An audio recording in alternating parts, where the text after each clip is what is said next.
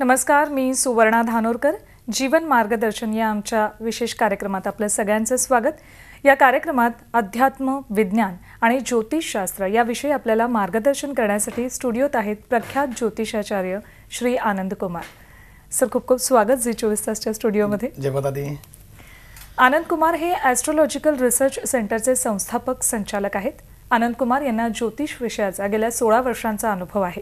मुंबई, पुणे या महानगरांसह देशभरातून अनेक लोक त्यांच्याकडे मार्गदर्शनाला येत असतात. तसेच सातारा जिल्ह्यातील वाईमधल्या पसरणीत त्यांची गोशाळा असून त्यात 85 गायी आहेत. जीवन मार्गदर्शन या आपल्या कार्यक्रमात आपल्याला दैनंदिन समस्यांवर सोपे उपाय सांगून यशस्वी सुखी जीवन जगण्याचा मार्ग आपल्याला दाखवला जाणार आहे. आपला आजचा विषय आहे ग्रहणावर बोलू काही. तर आनंदजींसोबत आपण चर्चेला सुरुवात करूयात. आनंदजी, मला एक सांगा, आज आपण विषय घेतलाय ग्रहणाचा. 7 ऑगस्टला ग्रहण आहे, तर या विषयावर नेमकं काय सांगाल? सोराजे, आजचा विषय घेतला तो ग्रहणाविषयाचा. तर आज अमावस्या आणि आज अमावस्या असून ही दीपक पूजेची अमावस्या मानली जाते. आषाढ संपताने, श्रावण चालू होताने आजचा दिवस अनन्यसाधारण महाराष्ट्रासाठी वेगळा मानला जातो. पण निसर्गासाठी ही दीपपूजन किंवा निसर्ग पूजनासाठी याचं अनन्यसाधारण महत्व आहे. आजपासून चक्क 15 दिवसानंतर जी पौर्णिमा येणार आहे, श्रावणी पौर्णिमा, आणि श्रावणी पौर्णिमेला ही रक्षाबंधन असतं. आणि योगचंद्राला राहूचं जर कलंकित आलं, राहू, चंद्र आणि सूर्य हे एकत्र आले म्हणजे पृथ्वी राहूचे 2 ध्रुव, दक्षिण ध्रुव, उत्तर ध्रुव, राहू आणि केतू, हे जर चंद्र, पृथ्वी आणि रवी एकत्र आल्यानं ग्रहण येतो. आणि योगागाने ह्या येत्या 7 तारखेला 7 ऑगस्ट 2017ला हा सोमवारच्या दिवशी येणारा ग्रहण आहे. तर ग्रहण हे ग्रहण आपल्याला कुठेतरी आयुष्याला ग्रहण लावणार आहे. त्यातल्या चांगल्या शुभ राशी, अशुभ राशी पुढे सविस्तर मी माहिती सांगेल. तर कुठेतरी ज्या पत्रिकेमध्ये ग्रहण असतं त्या पत्रिकेला अनन्यसाधारण गोष्टींना, अपयशाला सामोरं जावं लागतं. आणि ह्या सामोरे जाऊ लागू नये त्या सात्विक काळामध्ये, म्हणजे गर्भवती महिला असतील किंवा वयस्कर व्यक्ती असतील किंवा आजारी लोक असतील, ह्यांच्यामध्ये तर प्रगती होण्यासाठी तर ग्रहणाचं पालन केलं तर नक्की त्यांना उत्तर प्रगती आयुष्यात नक्कीच चांगली होते, असा आजचा तरी शास्त्राचा समज आहे. तर 17 ऑगस्टला जर ग्रहण येते तर श्रावणी सोमवारातलं ग्रहण, तिसरा सोमवार जो येतोय तो श्रावणी सोमवारातला सोमवार येतोय. आणि यात जर ग्रहणामध्ये आपल्याला आयुष्यात जर प्रगती करायची तर काही सात्विक उपाय जर करता येतं तर त्यांना उपायांती त्यांच्या आयुष्यात सुख, शांती, आरोग्य आणि आर्थिक वृद्धीमध्ये नक्कीच भरभराट होईल. असे उपाय मी पुढे नक्कीच सांगून देईन. आपण हे उपाय सांगणार आहे. तुम्ही सुद्धा त्यासाठी चर्चेत सहभागी होऊ शकता. टोल फ्री क्रमांक आहे 1800-22-1010. आपण आणखीही काही या संदर्भातले प्रश्न सरांना विचारत. सर, हे ग्रहण नेमकं केव्हा सुरू होतंय? हे ग्रहण मध्यरात्री 10:52 ते 12:49 भारतासाठी ग्रहमान आहे. यातले काही मिनिटं महाराष्ट्र, मध्य प्रदेश किंवा राज्यानुसार मागे काही मिनिटं 2-5 मिनिटं मागे पुढे होऊ शकतं. पण जनरल मी भारताचा विचार करतोय रात्री मध्यरात्री 10:52 ते 12:49 ग्रहण, पूर्ण ग्रहण आहे. पण ग्रहणाचा याला वेद म्हणून आपण पाळतो. जे ग्रहण अगोदर पाळायला पाहिजे, कोणत्या घटनेच्या आधी वेद लागतात आहे, तर वेद हे चंद्रग्रहणाला 9 तास अगोदर लागतात आणि सूर्यग्रहणाला 12 तास अगोदर लागतात. म्हणजे याचा अर्थ की दुपारच्या वेळेला 12:49 ते 12:47 हे ग्रहण पाळायला सुरुवात, वेद लागलेला असताना 9 तास अगोदर हे ग्रहण सर्व लोकांनी पाळावं. त्यातल्या त्यात मी सांगेल की गर्भवती महिला ज्यांना 2 महिने किंवा 3 महिन्यांच्या लगभगचा गर्भधारणा आहे, अशा महिलांनी साधारण हे ग्रहण दुपारी 4:47 पुढे पूर्णपणे पाळावं. रात्रीच्या वेळेला हे ग्रहण जे चालू होत आहे ते 10:52 पूर्णपणे ग्रहण पाळावं. त्यामध्ये काही सात्विक उपाय आहेत, काही कापणं, चिरणं, शिवणं अशा गोष्टी पुढे मी सांगेन. त्या गोष्टी जर त्यात वर्ज करतील तर त्याच्याही त्यांच्या बालकाच्या जीवनातले असाधारण दूषित परिणाम नक्कीच दूर होतील किंवा येणारं अर्भक बालक हे सुदृढ बालक जन्माला येऊ शकतं, असा हा शास्त्राचा तरी अर्थ आहे. तुम्ही आता सांगितलं गर्भवती महिलांनी पाळायला हवं, पण त्याशिवाय कुणी हे ग्रहण पाळायला हवं आणि केव्हापासून पाळायला हवं हे ग्रहण? मी सांगेल की जी बालकं लहान आहेत, 5 वर्ष, 7 वर्ष, 10 वर्ष, जे बालक आहेत, वृद्ध व्यक्ती आहेत, अशांनी आणि आजारी व्यक्तींनी ग्रहण पाळू नये. बाकी सर्वांनी ग्रहण पाळावं. त्यातल्या सात्विक उपायांतर मी पहिला गरोदर स्त्रियांसाठी महत्त्व देईल.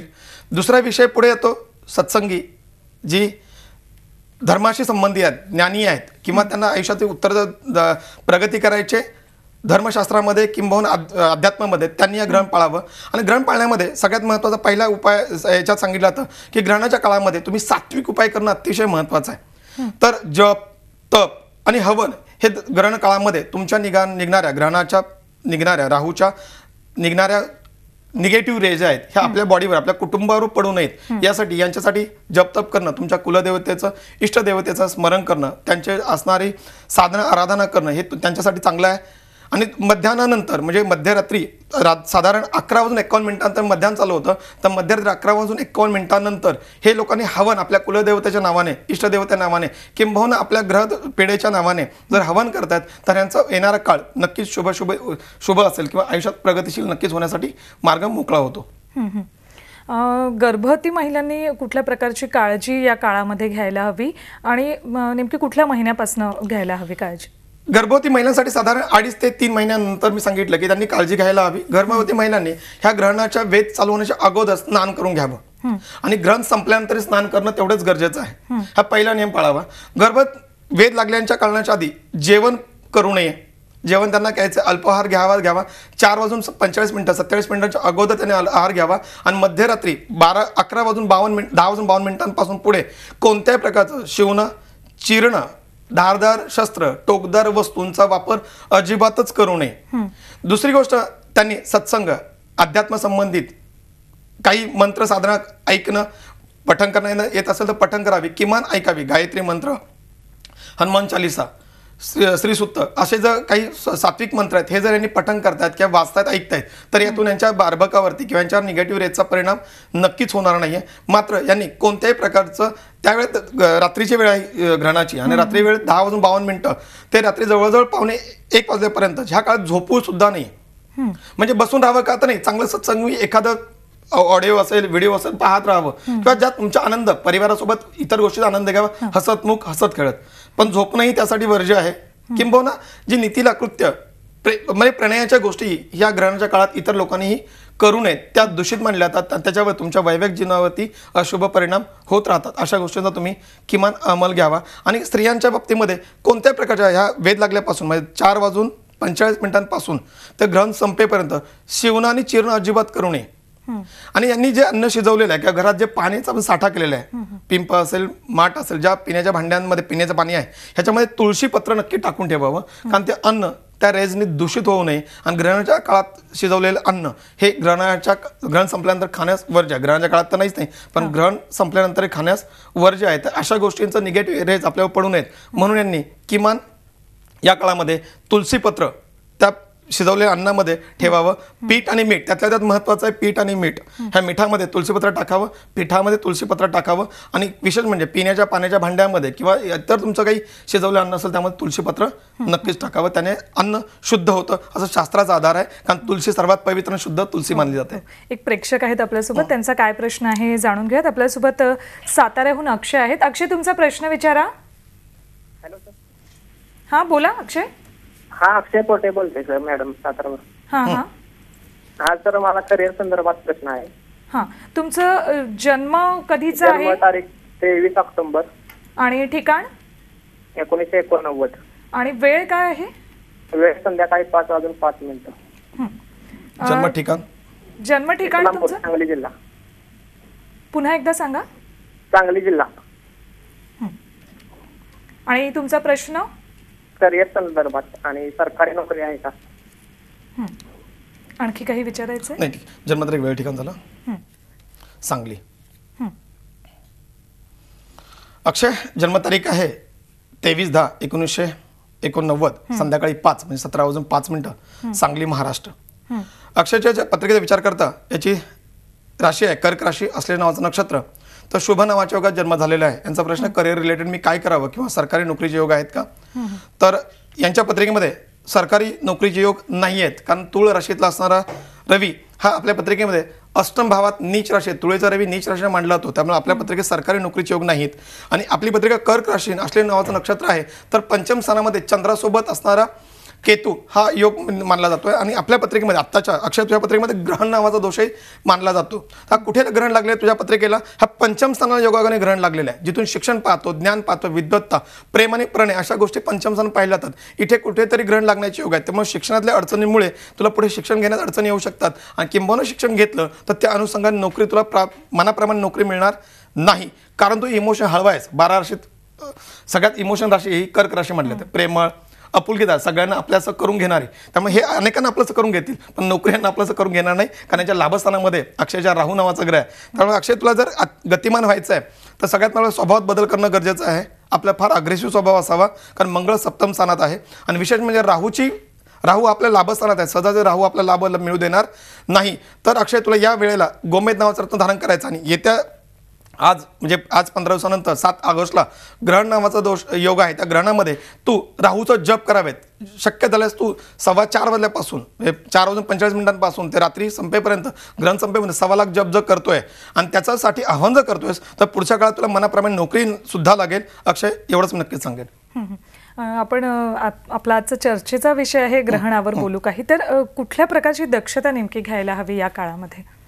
ग्रहणामध्ये जर वयस्कर लोक आहेत तर यांचे जे खरंच बिछाण्यावर बसून आहेत अशा लोकांनी दुसऱ्यावरती डिपेंड न राहता याने काळे उडीद, हे काळे उडीद साधारण 1.25 शेर काळे उडीद, म्हणजे 1.25 मुठभर असतील, 1.25 शेर असतील, 1.25 किलो असतील, हे काळे उडीद जर शिजवून गरिबांना दान करतात किंवा रेड्याला, म्हैशीला जर खाऊ घालतात तर त्यांच्या व्याधीमधून नक्की त्यांना रिलीफ मिळेल. आणि विशेष म्हणजे हे वयस्कर लोकांनी हा जो प्रयोग करतात तर त्यांना दुसरं डिपेंड नक्की राहावं लागणार नाही. हे वृद्ध लोकांसाठी. पण हे बाल अवस्थेतले लोक आहेत, जी किशोर अवस्थेत बाल अवस्थेत लोक आहेत, ही थोडी खट्याळ असतात. ग्रहणाचा यांच्यावर अंमल पडत नाही, पण हे आयुष्यात कुठेतरी पिछाट राहते. त्यामुळे ग्रहणाच्या काळामध्ये जर यांनी विशेष म्हणजे शिंपल्यामध्ये जर शनीच्या मंदिरात जर त्या दिवशी जर दीप लावतायत तर यांना राहूच्या किंवा केतू, नवग्रह मंदिरामध्ये राहू केतूचं मंदिर असेल तर उत्तम. जर नसेल तर शनीच्या मंदिरात जरी दीप लावतात, शिंपल्यामध्ये दीप लावतात, तर यांना ग्रहणाच्या प्रभावातून नक्कीच त्यांना शुभ संकेत मिळतील आणि जीवनात पुढे जाण्याचा मार्ग नक्कीच मिळेल. आणि ग्रहणाच्या काळामध्ये कोणतीच चुकीचे कृत्य करू नयेत. म्हणजे अन्नदान करणं, वस्त्रदान करणं, दानाचा प्रयोग नक्कीच चांगले मानले जातात. आता काय करू नये तर कोणाची फसवणूक करू नये, उसनवार पैसे घेऊ नये, किंबहुना मदत म्हणून, पैशाची गरज म्हणून व्याजावरी पैसे कोणाला देऊ नये. ते दिलेले पैसे या ग्रहणाच्या काळात येत नाहीत.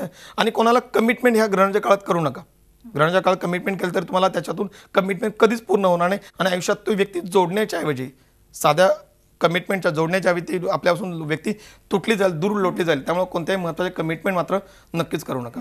एक प्रेक्षक आहेत आपल्यासोबत, त्यांचा प्रश्न जाणून घेऊयात. विलास आहेत परभणीहून आपल्यासोबत. विलास, तुमचा प्रश्न विचारा.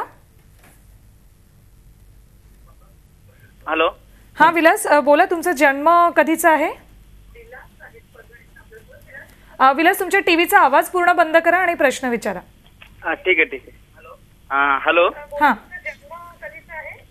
7-8-85. 7-8-85. ठीक आहे. हॅलो. हा, ठिकाण कुठलं आहे तुमचं, जन्म ठिकाण? हिंगला, परभणी. हा. आणि किती वाजता झालाय जन्म? 7 वाजता. सकाळी संध्याकाळी?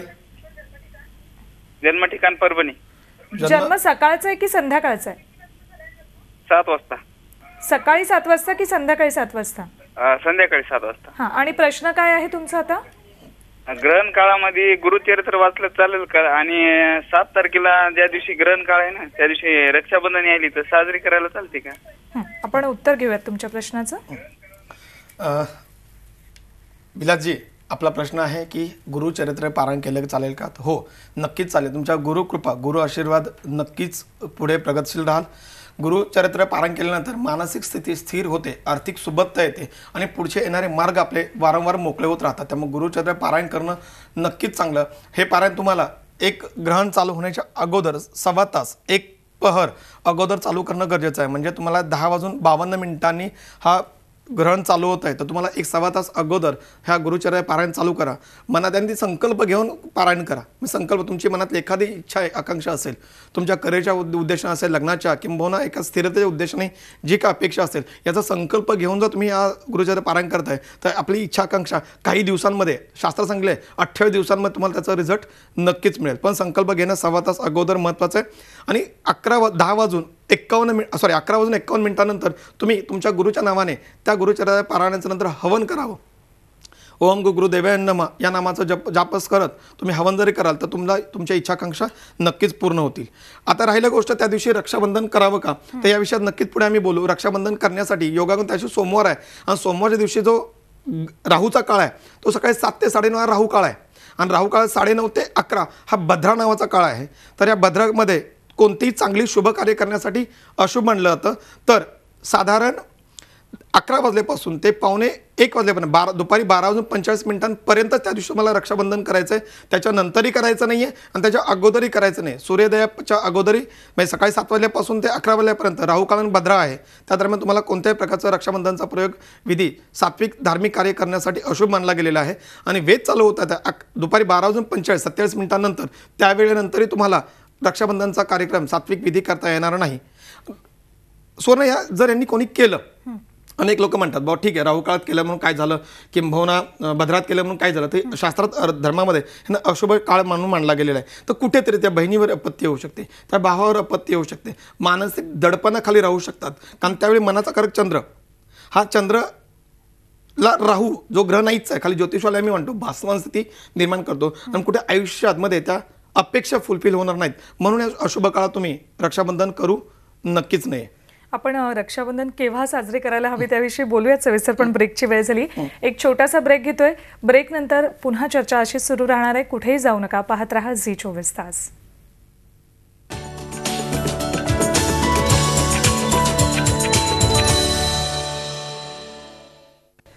ब्रेक नंतर आपल्या सगळ्यांचं पुन्हा एकदा स्वागत. एक प्रेक्षक आहेत आपल्यासोबत, आपण त्यांचा प्रश्न जाणून घेऊयात. आपल्यासोबत भारती आहेत साताऱ्याहून. भारती, प्रश्न विचारा तुमचा. नमस्कार मॅडम. नमस्कार. मी भारती मांढरे बोलतेय. ग्रहणाच्या काळामध्ये गरोदर स्त्रियांनी वाटण वाटू नये, घासू नये किंवा असं काही करू नये, असं काही आपल्या आहेत पूर्वीच्या या समजुती, तर त्या कितपत योग्य आहेत? आणि दुसरं म्हणजे ग्रहणाच्या काळात काय म्हणजे कोणता जप करावा, काय हे आम्हाला जरा. भारती, तुमचा जन्म कधीचा आहे? 23/6/1958. हां, ठीक आहे. आपण तुमच्या प्रश्नाचं उत्तर घेऊयात. भारतीताई, चांगलाच प्रश्न विचारला आपण की ह्या ग्रहण काळामध्ये ज्या आपल्या समजुती आहेत, वाटण करू नये, शिजवू नये, कापू नये किंवा कोणती गोष्ट शिवू नये, हा अतिशय चांगला प्रश्न विचारलात. काय तर भारतीताई, या आत्तापर्यंत आपल्या समाजामध्ये ज्या धर्मशास्त्रामध्ये रूढी परंपरा घालून ठेवलेल्या आहेत, ह्या परंपरा काही अंशी तेवढंच महत्त्वाच्या आहेत. आता आमच्या ज्योतिषशास्त्रामध्ये मला जवळ 16-17 वर्ष झालं या क्षेत्रामध्ये कार्य करतोय. ज्या ज्या ग्रहणाच्या योगा ज्यांचा जन्म झालेला आहे, त्या ग्रहण ज्या गर्भधारणेच्या काळात साधारण 2.5-3 महिन्यांपासून ते अगदी चक्क 6-6.5-7 महिन्यांपर्यंत ज्या वेळेला ज्या महिलांच्या बाबतीत ग्रहण योग आलेले आहेत त्यांनी पाळलेले नाहीत, त्यांच्यामुळे जर शिवलं गेलं तर कुठेतरी अवयव आपला एकत्र येण्याचे भास नक्कीच होतो. आणि अशा वेळेला हे कुठेतरी आपल्या कोणता ना कोणता अवयव जोडला जातो. कोणता ना अवयवाचा एखादा पाठ, बोट असेल, एखादं पायाचं हाताचं बोट मोठं झालेलं असेल, तिरपं झालेलं असेल, वाकडं झालेलं असेल, कुठेतरी आपल्या बॉडीमधला कोणता ना कोणता अवयव हा वाकडा होतो जर आपण काही चुकीची कामं केली, काही चिरलं तर. किंबहुना अनेक मुलांच्या बाबतीत बघितलं आपण की होठ कमी असतात, अधिक असतात, हातापायाची नाखून कमी जास्त असतात आहे, तर कुठेतरी टाळू कमी असते, जास्त असते. तर अशा विषयांमध्ये तुम्ही जर ते चिरणं, कापणं अथवा शिवणं हे तुम्ही वर्ज्य करावं धर्मशास्त्र सांगितलेलं आहे. आणि यांना ज्यांना अनुभव घेतलेले आहेत असे लोक अनेक आहेत, त्यामुळे तुम्ही ते नित्याने आणि सातत्याने पाळावं. त्यातल्या त्यात मी सांगेल की महिला, गर्भवती महिला आहेत त्यांनी नक्की पाळावं. घरातले जे सदस्य आहेत ह्या सर्वांनी ग्रहण पाळावं. त्यातल्या त्यात बाल्यावस्थेतले मी लहान मुलं सांगेन, वयस्कर व्यक्ती सांगेन, आणि त्यातल्या आजारी व्यक्तींनी पाळू नये. पण त्यांच्यासाठी जर आजारी व्यक्ती आपल्या घरात कोणी असेल, त्यांच्या घरातल्या अदर सदस्य, आई, वडील, बहीण, भाऊ यांनी त्यांच्यासाठी आजारी व्यक्तीसाठी जप तप जर करता येत आहे तर नक्कीच करावं. ताईंचा पुढचा प्रश्न होता की आम्ही कोणते जप तप करावेत. ताई, ज्यांच्या सांगेल की ज्यांच्या पत्रिकेत उदाहरणार्थ शनी 7.5 आहे, शनीची पनवती आहे, ढय्या आहे, ज्यांना 2.5 वर्ष ढय्या येतो आणि 7.5 येते, ज्यांच्या पत्रिकेत शनी 6वा 8वा चाललेला आहे, अशा सर्व लोकांनी ह्या शनीचं जप करावं, हनुमान चालीसा पठण करावी, रामरक्षा स्तोत्र पठण करावं. हे ग्रहण काळ जर करतायत तर ईश्वर कृपेने ह्या ग्रहणाच्या काळामध्ये त्यांच्यावर येणाऱ्या वाईट रेज राहूच्या ह्या नक्कीच येणार नाहीत. ह्यांचं मन विचलित होणार नाही. कारण हे चंद्राला ग्रहण आहे, हे चंद्राला ग्रहण आहे, राहू ग्रहण. आणि हे चंद्रग्रहण हे पौर्णिमेलाच येत असतं आणि हे राहूच्या अधिपत्याखाली याचा मार्ग सांगितला जातो. त्यामुळे तुम्ही राहूचं जप करणं केव्हाही चांगलं. पण विशेष म्हणजे ज्यांच्या पत्रिकेत हट्टी, जिद्दी स्वभावाचे मुलं आहेत किंवा अनेक गृहिणी आहेत, हट्टी, आपल्या मनाप्रमाणे सगळ्या गोष्टी व्हायला पाहिजे असं त्यांना वाटतं, ह्यांनी यांच्या कुटुंबातल्या अदर सदस्यांनी, म्हणजे पत्नी असेल तर पतीने करावं, मुलगा असेल आईने करावं. जर तुम्ही राहूचे आणि मंगळाचे जप जर करताय, ओम अंगारकाय नमा, ओम राघवाय नमा, हे जर जप तुम्ही करताय आणि त्याच्यासाठी तुम्ही रात्री साधारण 11 वाजून 51 मिनिटानंतर हवन करताय, साधारण 15 मिनिटाचं करा, काही प्रॉब्लेम नाही. तर त्यातून तुम्हाला नक्कीच फलश्रुती चांगली मिळेल. सगळ्यात महत्त्वाचं जपासाठी सांगेल की तुमची इष्टदेवता, कुलदेवता हे त्यांचं नामस्मरण कराल, त्यांचं जप तप कराल तर नक्कीच सुंदर. अनेक लोकांना आपली इष्टदेवता माहीत नाही आहे, कुलदेवता माहीत नाही, कुलदेवता जप काय तोही माहीत नाही. तर अशा लोकांनी गायत्री मंत्र जरी तुम्ही ऐकताय, वाचताय, पठण करताय तरी उत्तम. जे आजारी लोक आहेत त्यांच्यासाठी महामृत्युंजय मंत्र, जे भीती कोणत्या ना कोणत्या विषयाची भीती आहे अशा लोकांनी जर महामृत्युंजय बोलतायत आहे, मंत्र ऐकतायत, वाचतायत, पठण करतायत तर त्यांना चांगली फलश्रुती मिळते. तुम्ही कशासाठी करताय ते महत्त्वाचं. आपले दर्शक जे पाहत आहेत त्यांना सगळ्यांना जवळजवळ 70 ते 80% लोकांना आर्थिक सुबत्तेची आहे. तर आर्थिक सुबत्ता लागावी, उत्तरोत्तर आर्थिक प्रगती राहावी, आर्थिक कुठे अडचणी येऊ नयेत म्हणून तुम्ही विष्णू सहस्त्रनामावली जर पठण करताय आणि कुबेराचा जर जप करताय तरी माझं मत आहे की तुम्हाला इथून पुढे याच्या काळामध्ये अशा अडचणींना सामोरं जावं लागणार नक्कीच नाही, किंबहुना प्रमाण काही अंशी कमी होईल. आपण पुन्हा आपल्या प्रश्नांकडे वळूयात. आपण शुभ अशुभ विषयी बोलतोय, तर कोणत्या राशींसाठी शुभ आहे? चांगला प्रश्न विचारलात. आत्ताचं जे ग्रहण आहे ते मकर राशीमध्ये आणि श्रवण नक्षत्रात ह्या चंद्राचं भ्रमण आहे आणि मकर राशीमध्ये श्रवण नक्षत्रात चंद्रग्रहण चालू झालेलं आहे. तर या मकर राशीत आणि श्रवण नक्षत्रात चंद्राचं नक्षत्र आहे, श्रवण नावाचं नक्षत्र आहे. तर चंद्राच्या नक्षत्र जेव्हा चालू होतं आहे त्यावेळी कोणत्या राशीनं शुभ असेल तर यांच्या पत्रिकेत विचार करता की मेष राशी, सिंह राशी आणि मीन राशी यांच्या शुभ फलं देणाऱ्या राशी आहेत. ज्यांच्या मनातल्या इच्छाकांक्षा असतील त्या पूर्ण होतील, मानसिक स्वास्थ्य मिळेल किंवा उत्तर जीवनात प्रगती राहील. मग अशुभ कोणत्या आहेत तर मिथुन, तुला, मकर आणि कुंभ ह्या राशी यांना मारक आहेत.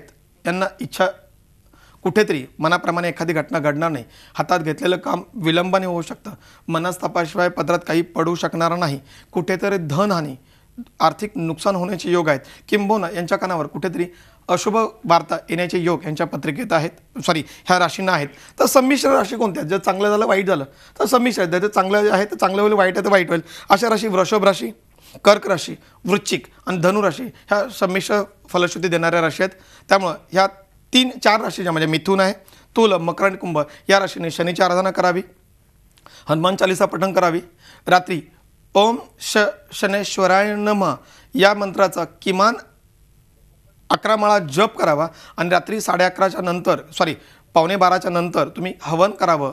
त्यात तुम्हाला फलश्रुती येईल. अशुभ गोष्टींचा परिणाम तुमच्यावर निश्चित होणार नाहीत. एक प्रेक्षक आहेत आपल्यासोबत, आपण त्यांचा काय प्रश्न आहे जाणून घेऊया. आपल्यासोबत सचिन आहेत जळगावहून. सचिन, प्रश्न विचारा तुमचा. Hello sir. हॅलो. हा, बोला सचिन. रक्षाबंधनाच्या दिवशी जे ग्रहण आहे हा ते किती वेळेपासून सुरू होणार आणि किती वेळेपर्यंत संपणार? सचिनजी, ते ग्रहण जे आहे रात्रीचे 10 वाजून ते 52 मिनिटांपासून चालू होत आहे आणि रात्री 12 वाजून 49 27 मिनिटांनी संपतं. जनरल महाराष्ट्रासाठी एका 2-5 मिनिटं महाराष्ट्रासाठी कमी अधिक होईल, पण रात्री 10:52 ते 12:49 पर्यंत हे पूर्णपणे ग्रहण आहे. आणि ह्या ग्रहणाकाळात तुम्ही सात्विक कार्य करावं.